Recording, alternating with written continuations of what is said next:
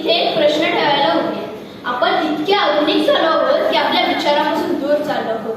कारण इमारती उंच झाल्या, तंत्रज्ञान वेगवान झालं, पण माणूस पण उंच व्हायला आपण विसरलो तर वेग वाढला, वाट बदलली तरी पण मुळही खोलच राहिले पाहिजे. कारण ज्याच्या संस्काराची वाट घट्ट असेल ना, तोच उद्याचा मजबूत भारत घडवू शकेल. म्हणूनच आज माझा विषय केवळ परंपरेचा नाहीये, तर तो आहे ओळखीचा, अभिमानाचा आणि जबाबदारीचा. माझी संस्कृती, माझा अभिमान. आदरणीय व्यासपीठ, व्यासपीठावरील मान्यवर आणि इथे जमलेल्या माझ्या मित्रांनो, ज्या संस्कृतीने मला ओळख दिली, जगण्याची दिशा दाखवली, संस्कार दिले, तीच माझी संस्कृती आणि तोच माझा अभिमान. भारतामध्ये विविध संस्कृती आणि परंपरा ही भारत देशाची ओळख आहे. सर्व जगामध्ये भारत हा एकमेव असा देश आहे ज्यामध्ये संस्कृती आणि सभ्यतेचे पालन केले जाते. आणि या संस्कृती आणि सभ्यतेमुळेच भारतातील विविध जाती धर्माचे लोक गुण्यागोविंदाने नांदतात. काही गोष्टी सांगाव्या लागत नाही, त्या आपोआप जमतात. जसे आईची माया, मातीचा सुगंध आणि संस्काराची ओळख. आणि ही ओळख म्हणजेच आपली संस्कृती. काळ कितीही पुढे गेला तरी आपल्याला माणूस म्हणून जोडून ठेवले ना, तीच आपली संस्कृती. नवे स्वप्न, नवे विचार, संस्कार तेच जुने. नवे स्वप्न, नवे विचार, संस्कार तेच जुने. त्यांच्या आधारावर उभं जीवन आपल्या संस्कृतीचे खरे सोने, आपल्या संस्कृतीचे खरे सोने. भारतातील संस्कृती म्हणजे फक्त सण, परंपरा किंवा वेशभूषा एवढ्यापुरतं मर्यादित नाहीये, तर भारतातील संस्कृती म्हणजे आपले दैनंदिन जीवनातले छोटे छोटे संस्कार. जसं की सकाळी उठल्यानंतर आई वडिलांना नमस्कार करणं, रस्त्यावरील व्यक्तीलाही आदराने माफ करा म्हणणं, संकटात सापडलेल्या व्यक्तीला मदतीचा हात देणं, ही आपल्या संस्कृतीची जिवंत रूपे आहेत. आजच्या धावपळीच्या युगामध्ये प्रत्येक जण आपल्या यशामागे धावत आहे, पण आपली संस्कृती आपल्याला सांगते की यश तेच जे इतरांना उपयोगी पडतं. उदाहरणार्थ, भारतामध्ये अतिथी देवो भव अशी संकल्पना आहे.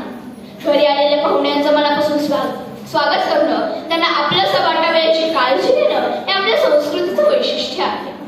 आज अनेक देशांमध्ये माणसातील दुरावा वाढत असताना आपली संस्कृती माणसाला माणसाशी जोडून ठेवते. याचं एक अस्सल उदाहरण म्हणजे गुरुशिष्य. त्याचबरोबर कुटुंब व्यवस्था हे देखील याचं महत्वाचं उदाहरण आहे. आज संयुक्त कुटुंबात राहून प्रेम, सहकार्य आणि जबाबदारी शिकवली जाते. विभक्त कुटुंबाची संख्या जरी वाढत असली तरी संस्कृतीमुळे नात्यांमध्ये ओलावा टिकून राहतो. सण उत्सवांचा विचार केला असता गणेशोत्सव, दिवाळी, मकर संक्रांत इत्यादी सण आपल्याला आनंदाबरोबरच एकतेचा संदेश देतात. हे सण आपल्याला मी या शब्दापेक्षा आपण हा शब्द किती महत्वाचा आहे याची जाणीव करून देतात. संस्कृतीचा खरं रूप मोठ्या शब्दात नाही तर ते छोट्या कृतीत दिसतं. याचंच एक उदाहरण.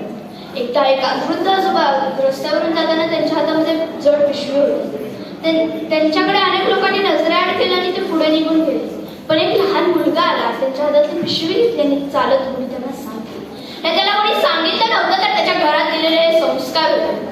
हीच आपली संस्कृती जी माणसाला माणसासाठी उभं राहायला शिकवते. संस्कृती म्हणजे जुन्या विचारात अडकणं नव्हे तर आधुनिकतेला मूल्यांची जोड देणं. संस्कृती म्हणजे नियमाची साखळी नाही तर ती आहे माणसाला माणूस म्हणून जोडून ठेवणारी नाळ. ती तुटली तर प्रगती मोकळ राहणारच, पण जर ती जोडली गेली ना तर समाज घडतो. म्हणूनच या बदलाच्या प्रवासामध्ये आपण सर्वांनी स्वतःला एक प्रश्न विचारला. आपण किती आधुनिक झालो यापेक्षा आपण किती माणूस म्हणून झालो. कोणता? आपण किती आधुनिक झालो यापेक्षा आपण किती माणूस म्हणून. शब्द ओठांवर थांबतात कृती मनातून बोलते. शब्द ओठांवर थांबतात कृती मनातून बोलते.